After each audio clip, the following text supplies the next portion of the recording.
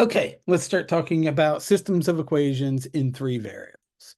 So you've done, back in college algebra, intermediate algebra, systems of equations in two variables. You know what those look like. You graph, you get a couple of lines. If those lines intersect in a point, your solution is that one point that's on both lines. Those lines could also be parallel and you have no solutions. Or you might have the same line twice and you have an infinite number of solutions, all the points on the line. We get something similar in 3 dimensions. In 3 dimensions, an equation, a linear equation in 3 dimensions is the graph of a plane. So how can planes intersect? Well, you might have 3 planes that intersect like this, and you only have one point in common, one point that's on all 3 planes, and that would be your solution point.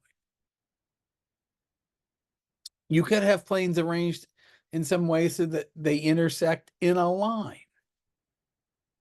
Or your 3 planes might intersect in some way or not intersect at all, so that there's no point in common with all 3 planes.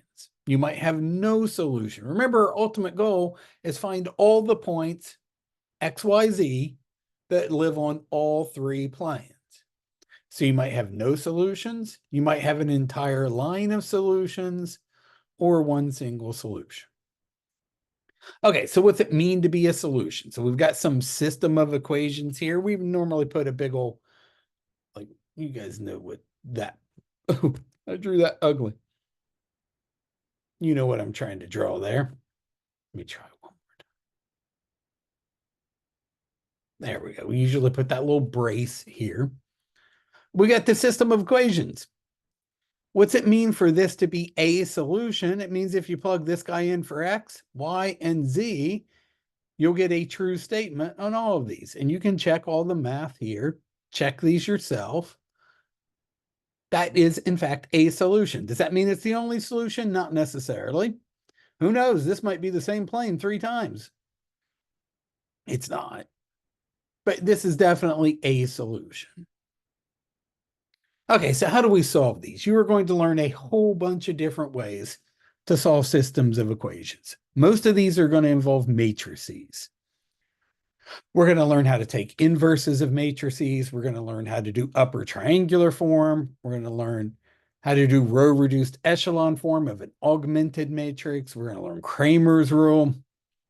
We're going to learn a bunch of different ways. Gaussian-Jordan elimination, which is essentially what this method is. Okay, so this is not my favorite method. Like, I'm going to show you a different way to solve this one that I like a little better, just substitution. But one way we could solve this is through the method of elimination. So I've got 3 variables and 3 unknowns. My first goal is to just get rid of one of those variables, say X. Because look at equation 1 and 2. If I add these two together, the X will just disappear. The X's will cancel out. Remember, we're allowed to add equations together. So if I add 1 and 2, oh, look, the X's cancel. I don't know what happened with the formatting here in your book. I copied this from your book. But see how their X's and Y's and Z's are not lined up properly, and here they are. This guy here really should have been scooted over a little so that everybody lines up. So our goal here is to eliminate X twice. We have to do it 2 times so that we get 2 independent equations that have only Y and Z. So if we add equations 1 and 2, just check this on your own. The X's cancel. Look, you get 1Y, 2Z equals 3. Now, we want to make these X's cancel. So what do I wish I had right here that would get rid of, cancel out that positive 2X? I wish I had a negative 2 right there. I can get that by multiplying equation 1 by negative 2. So here, check this. This is just that guy times negative 2. Then if I add that to equation 3, see, look, the X's cancel. And like, you can just add this. You get negative Y minus Z equals negative 1.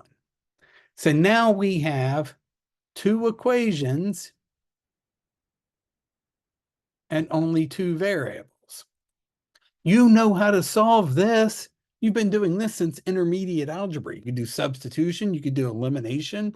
That because these y's happen, this is pure chance. See how you ended up with a y and a negative y? The y's will cancel. We can just solve for z. Now that you got z, you're not done. Remember, our solution is a triplet, an x, y, z. So how are we going to get y? Well, now that I know z, I can plug that in here or here and get y. I should get the same value either way. They used this one. Now that I've got y, I can plug into any of these equations, the x, the z, and the y that I just found, plug those into any of these three and get x.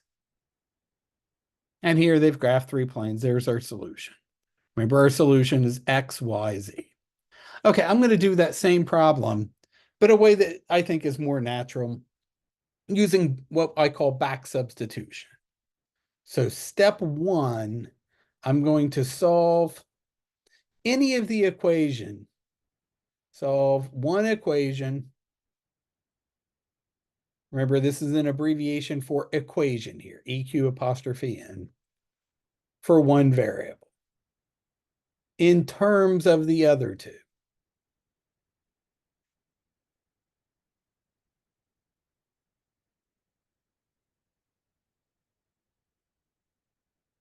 Like it's impossible to solve this guy for x and get x equals 7. We can, however, solve this guy for x in terms of y and z. And we got 9 different choices here. I could, if I wanted to, solve equation 3 for y. But then I'm going to get a bunch of fractions. To get rid of that -5, I'm going to get like a 2/5 x somewhere. I don't want to deal with fractions. So I'm going to choose. So I chose equation 1 for x. Get that x by himself. So what are we going to get? X equals 9 plus 2y minus 3z. Now, step 2, I'm going to plug that expression, that right there, into both of the other equations.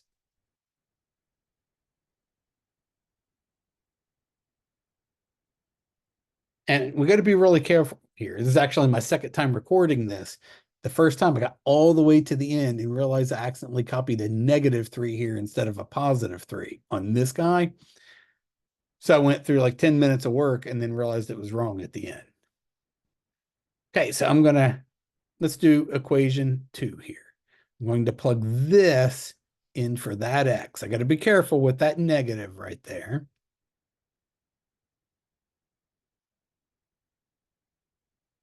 So -x plus 3y minus z equals -6. That's equation 2. And I'm going to go ahead and clean this up, and then we'll come back and plug into equation 3. So what do we get? -9 minus 2y plus 3z plus 3y minus z equals 6. And now let's add some like terms together. So those y's, I'll just get 1y plus 2z equals, that's a -6 there, 3. Okay, I'm going to call that equation A. Okay, now I'm going to plug, maybe let's give this a name here. Let's call this star. Plug star into equation 3. So let's rewrite that, guys, just so we have it in front of us. 2y minus 3z. And then equation 3 again. I'm just going to recopy it so it's in front of us. 2 minus 5, 5, 17.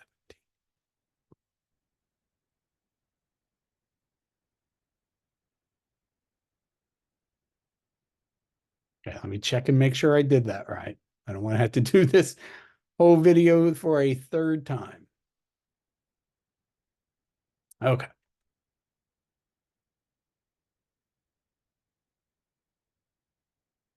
So I'm going to take this entire expression and plug it in for that x. And I got to be I got to be careful here, but parentheses.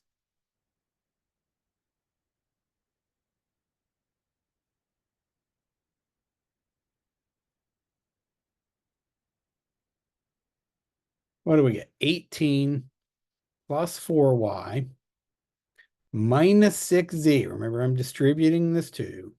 Minus 5y plus 5z. Be really careful copying everybody down. Okay, let's collect like terms. How many y's do I have? Negative 1y. How many z's? I think positive z? No, negative 1z. Equals negative 1. I'm going to multiply through by a negative 1 here and just call that y plus z equals 1. And let's call that equation B. Okay, now it's easy to get lost when you're doing all this. Remember, our goal is to get two equations that are separate, independent equations that have only y and z in them. That's why you had to plug whatever you get here, you had to plug it into here and into here, into both of these equations. Don't plug it back into himself or everything will just cancel out.